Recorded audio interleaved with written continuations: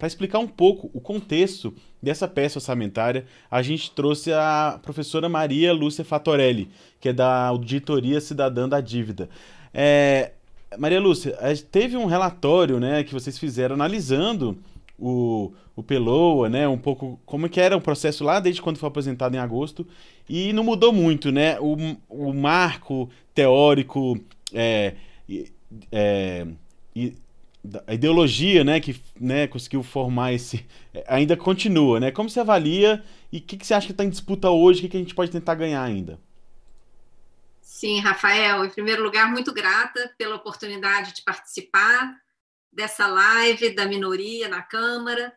A Auditoria Cidadã publicou ano passado um relatório, como você falou, um estudo com o título Orçamento Projetado para 2021 revela modelo de Estado. Quem está nos assistindo pode acessar esse texto na página da Auditoria Cidadã.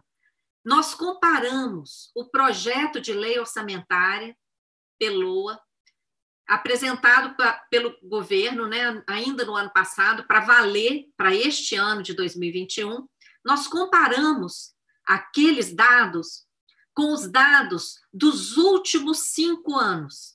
Como o ano de 2020 ainda não estava concluído, a análise que nós fizemos naquela época foi com os últimos 5 orçamentos já concluídos. E você tem toda razão quando fala que não está sendo aprovado um orçamento pela vida. Porque qual a conclusão que nós chegamos? A saúde, a área da saúde, em plena pandemia, está perdendo recursos. Assim como a área da ciência e tecnologia, trabalho, direitos da cidadania, urbanismo, saneamento. Ora, para combater a pandemia não precisa lavar a mão toda hora? Saneamento, perdendo recursos. Organização agrária, indústria, energia, desporto e lazer e outros encargos que vão para estados e municípios, também está havendo uma redução. Então, nós estamos vendo áreas prioritárias com redução de recursos. A área da educação e também a área da habitação, a habitação aparece com recurso praticamente zero, né? No momento em que está aumentando aí as famílias morando nas ruas. Essa redução do saneamento que eu falei também, em plena pandemia, é uma área correlata à área da saúde, está perdendo recursos, né? A educação e a gestão ambiental, que são áreas prioritárias para a vida também, não é?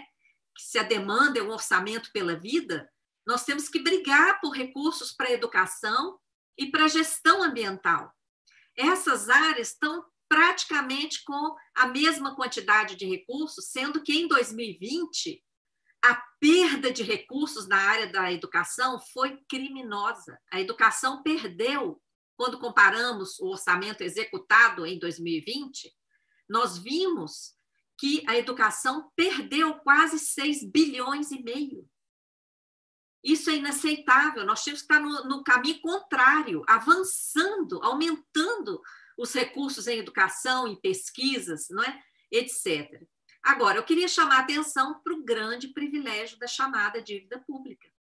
Esse projeto de lei orçamentária, ele reserva mais de 2 trilhões e 200 bilhões para a chamada dívida pública. São quase 54% dos recursos do projeto de lei orçamentária para este ano de 2021. Quase 54% de todos os recursos estão indo para dívida, amortizações, juros, sendo que eu preciso chamar a atenção aqui que a maior parte dos juros entra contabilizada na rubrica amortizações. É uma verdadeira, aí sim, tem uma mega pedalada na contabilização dos juros da dívida. Grande parte desses juros são colocados como se fosse amortização. Por isso é que todo ano a gente paga uma montanha de centenas de bilhões de reais de amortizações e a dívida cresce. Se aquilo fosse amortização mesmo, a dívida cairia. Se fosse só rolagem, como muita gente gosta de colocar um pano quente aí para dizer que a dívida não é tão importante assim, que é só rolagem, mentira! Se fosse só rolagem, o estoque da dívida não iria explodir, como tem explodido. O que nós temos visto, Rafael, é uma exacerbação do privilégio da chamada dívida pública. E isso ficou muito claro também com a recente aprovação da PEC 186, que já foi promulgada, já é emenda constitucional 109. Ela coloca de forma escancarada o privilégio da dívida sobre todos os demais gastos. E esse orçamento que está sendo votado agora no Congresso, ele chancela isso. Por isso que no nosso estudo a gente fala, é um modelo de Estado. É um Estado a serviço dessa especulação que se faz usando o sistema da dívida. Porque se nós tivéssemos uma dívida empregada em investimentos, empregada em gastos necessários à vida da população, nós estaríamos concordando com essa dívida, porque o Estado tem autorização para contratar dívida, para fazer dívida, para se endividar, para garantir vida digna para as pessoas. Agora, até o Tribunal de Contas da União já declarou que essa dívida não tem contrapartida em investimentos no Brasil. O Tribunal de Contas declarou em audiência ao Senado que a dívida brasileira não tem servido para investimentos no país. Então, para que ela tem servido? Ela tem alimentado os mecanismos de política monetária do Banco Central, como a remuneração da sobra de caixa dos bancos, a Bolsa Banqueiro. Ela tem financiado os prejuízos do Banco Central, principalmente os prejuízos com os escandalosos swap cambial, que nem cambial é, porque o Banco Central faz aqueles contratos em moeda nacional, liquidados em moeda nacional, é uma mera aposta, por isso que é um escândalo, e tem custado bilhões e bilhões, dezenas de bilhões, né? E custou em 2020. E tudo isso entra na conta da dívida. Todos os mecanismos que o Banco Central opera, liberando recursos para os bancos, acabam refletindo na chamada dívida pública e nenhum centavo entra nos cofres públicos para investimento. Então, por isso a gente luta por uma auditoria. Agora, então, com essa PEC 186, que foi aprovada, já é emenda 106, nós estamos divulgando amanhã uma nova iniciativa. Exigimos que cada centavo dessa dívida seja auditado. Por quê? Isso está sendo pago à custa do sacrifício do povo. E esse orçamento que está sendo votado hoje mostra isso de forma escancarada. Quase 54% dos recursos para a dívida, Rafael. Mas aí, só para entender um pouco isso, né? Porque tem, assim, a gente tem, acho que isso até tem uma disputa dentro da esquerda, né? Um pouco de como lidar com isso, né? De um lado, a gente vê o mundo inteiro também fazendo esforço fiscal, fazendo investimento, nos Estados Unidos mesmo fez de trilhões, né? Você não vê um pouco a dívida como necessária para financiar políticas sociais, saúde, educação, para enfrentar a pandemia? E, sei lá, se for uma dívida em moeda nacional, né? E agora com juros mais baixos. Como você vê essa contradição? Existe um caminho do meio? Ou, sei lá, a auditoria da dívida seria para dívidas do passado? Como você vê isso? Assim, vocês também veem a necessidade de um esforço fiscal, né? Como é que você conciliaria essas duas coisas? Então, Rafael, você falou uma série de coisas super importantes aí. Primeiro, se, você falou a palavrinha se a dívida fosse destinada a investimentos sociais, nós estaríamos batendo palma. Mas o que está acontecendo aqui no Brasil? Recursos, tem até um artigo na nossa página, A Mentira do Déficit. O que nós provamos em procedimento de auditoria? de 2014 a 2020, 1 trilhão e 800 bilhões de recursos advindos de outras fontes, que não tem nada a ver com dívida, foram capturados e destinados a pagar dívida. 1 trilhão e 800 bilhões. No mesmo período, 900 bilhões de títulos emitidos foram destinados para pagar gastos sociais. Você prestou atenção nas cifras? 1 trilhão e 800, que poderia ter ido para a saúde, para a educação, para a assistência, para a previdência. O que fizeram com esse 1 trilhão e 800? Capturaram, pagaram dívida. Aí, emitiram 900 e pagaram gastos sociais. Quem não dá importância para a auditoria, embarca no que o governo divulga. Ele só divulga os 900 bi de dívida emitida para pagar gasto social. Ele esconde que o dobro de dinheiro que poderia ter sido destinado para gasto social foi capturado para pagar a dívida. Então, olha a importância da auditoria nesse ponto. Outro aspecto importante que você citou e que tem muita gente embarcando nisso aí, daquela teoria MMT, de emitir moeda, que devia emitir moeda e a dívida não seria um problema porque podia emitir moeda e pagar. Bom, tem que combinar com o Banco Central, tá? O que nós assistimos em 2020? O próprio Banco Central aplicou um pacote de medidas.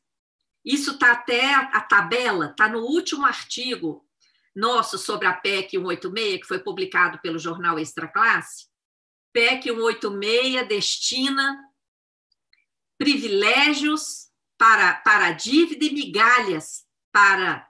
Eu vou ver o nome certinho aqui, para vocês acessarem. Nesse artigo, tem lá a tabela do que o Banco Central fez. Olha bem,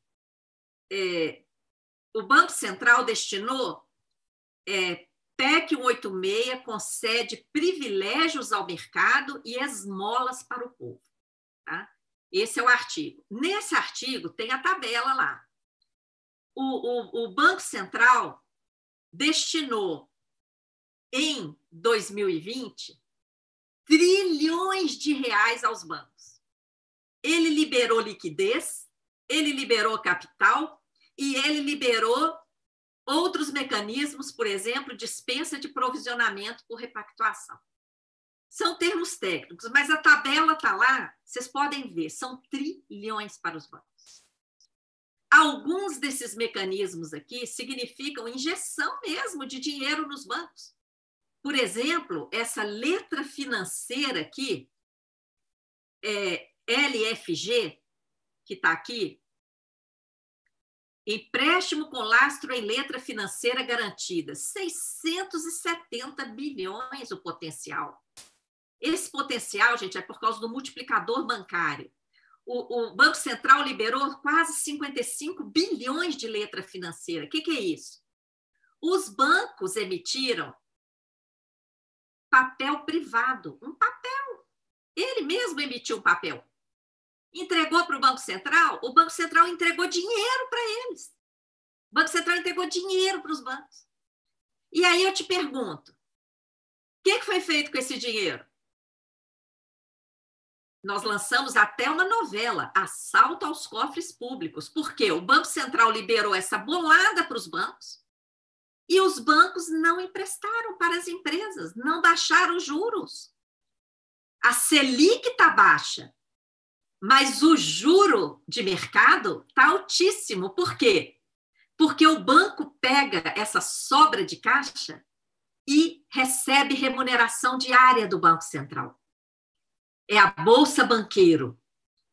provocando uma escassez de moeda no mercado, provoca alta da taxa de juros de mercado e amarra toda a economia, empurra empresas para falência, empurra as famílias para o desespero, porque quem está endividado está desesperado por causa do juro de mercado altíssimo no Brasil.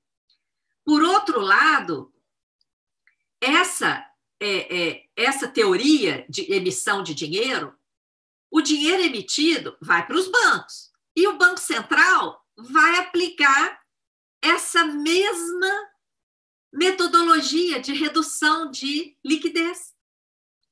Então, olha o ciclo vicioso. Emite moeda, tá bom, emite moeda. Aí vai lá, reduz a dívida, reduz. Compra os títulos, é isso que o pessoal propõe? Recompra os títulos, tá? Ao recomprar o título, o dinheiro vai estar lá no mercado.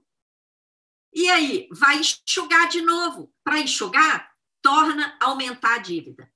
Ainda que seja aprovada a maquiagem que está lá no PL 3877 de 2020, que quer sumir com a dívida, aí que é mais pedalada ainda, né? Porque qualquer obrigação financeira que imbuta uma remuneração, isso é dívida, por definição. Ainda que não seja chamado de dívida, é dívida. Então, querem, com esse depósito voluntário remunerado, uma coisa esdrúxula, fugir da estatística da dívida, não é? Mas será mais uma pedalada, como até ex-colaborador aí durante o governo Lula, no Ministério da Fazenda, já declarou, ex-presidente do Banco Central já declarou, gente de todos os lados aí já declarou e que isso é pedalada. Então, essa questão de dizer a dívida não é problema, é só emitir que paga. Então, se isso fosse verdade, não precisariam ter aprovado a PEC 186, que impôs um ajuste fiscal drástico para todos os entes federados, para a União, para estados, DF, município, todo mundo vai ter que cortar para pagar a dívida. Não é? Quer dizer, vai ter que privatizar tudo, como já estamos privatizando desde a década de 90, com a desculpa de pagar a dívida.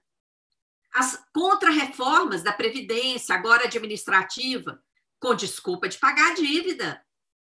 Então, veja bem, se bastasse emitir moeda, então não precisaria de nada disso. É claro que tem um furo aí nessa proposta. Para que essa proposta fosse viável, nós teríamos que impedir o Banco Central de controlar o volume de moeda em circulação.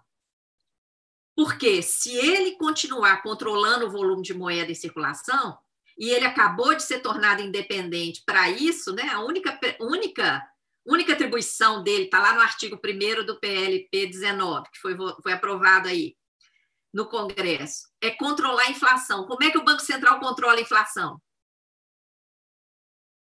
Controlando o volume de moeda e subindo os juros, sendo que aqui no Brasil nada disso serve para controlar a inflação, tá? Então, teria que mudar esse PLP 19, que já foi aprovado, dá um duplo teria que mandato, mudar a né? atribuição do Banco Central, porque uma coisa é totalmente incompatível com a outra, tá? É isso, acho que isso é um debate super interessante, mas é isso, conte conosco aqui na Minoria para trazer esses debates. A gente está muito preocupado, porque o orçamento, querendo ou não, a gente às vezes acha que é uma coisa técnica, mas tem um lado totalmente ideológico, né? O que a gente vai priorizar no orçamento, essa escolha é fruto de uma visão de Estado, né? Uma visão de país, assim, e assim, muito obrigado por explicar um pouco como é que funciona esse mundo que é tão complicado. E aí, assim, qual que é o seu último comentário sobre hoje, assim? O que a gente pode tentar ganhar? Olha, nós conseguimos, em outros projetos de lei orçamentária, em 2015, 2016, inserir a obrigatoriedade de uma auditoria da dívida, com participação social, como foi aprovado no PELOA 2015, se eu não me engano, foi 2015, aprovado a auditoria com participação social, principalmente depois da promulgação da emenda 109, gente, que impôs um subteto. Se a gente já vem sofrendo com o teto de gastos com a emenda 95, agora com a emenda 109, nós teremos um arroxo maior ainda, mais grave ainda, uma recessão, um sacrifício social brutal. Para quê? Para sobrar mais dinheiro para pagar a dívida em todas as esferas. Então, que seja apresentada essa emenda, uma auditoria com participação social, como foi no Equador. Aberta a participação da sociedade civil. E por quê? É o que a gente está lançando amanhã. Cada centavo pago à dívida, Rafael, não pode ter dúvida em relação a isso.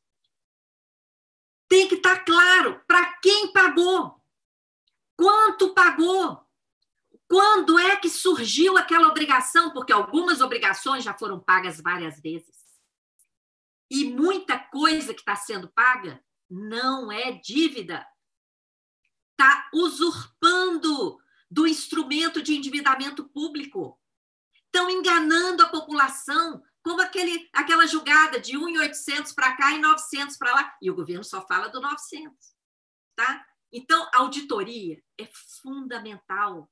O princípio da transparência, da publicidade, quer dizer, o princípio da publicidade, que exige completa transparência dos atos do poder público, está lá na Constituição, está lá no artigo 37. Então, isso tem que ser cumprido em relação ao maior gasto, ao gasto que está pegando aqui 54% praticamente desse PELOA que o Congresso está votando. E mais, nesse dinheiro aqui da dívida, o Congresso não pode apitar. Isso é que é o maior absurdo. A única coisa que o Congresso pode fazer em relação a esse 54% aqui da dívida é dizer que conta é essa. E para responder que conta é essa, a ferramenta é a auditoria. Mas não uma auditoria burocrática, uma auditoria integral, com participação social. E é isso, essa contribuição que eu queria dar para esse debate, porque enquanto não enfrentarmos o sistema da dívida, esse país só vai continuar nessa daí, ó. É privilégio para o gasto financeiro, privilégio para o gasto financeiro, privilégio para o gasto financeiro, todo ano, em todas as medidas, e a sociedade morrendo à míngua. Não dá. Tem que virar esse jogo.